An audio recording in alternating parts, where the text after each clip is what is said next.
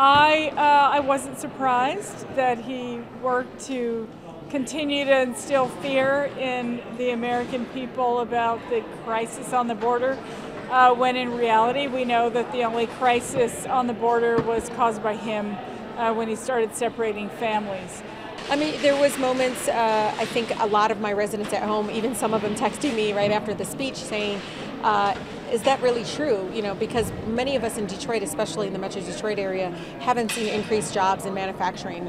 We actually have seen, underemployment. We have seen issues around, General Motors leaving our city. So, there seems to be this disconnect of reality of what's actually happening on the ground at home versus what's being said by the president. I thought he did a fantastic job. I thought he did a good job of trying to call the parties and the factions together, right, to try and unify around things that we can accomplish. I was excited to hear that. I thought it was neat and good that he, encouraged us to harken back to some of the things that we've accomplished as a nation for good around the world, and then maybe inspire us, try to encourage us to do that same thing moving forward, that our best days are still ahead.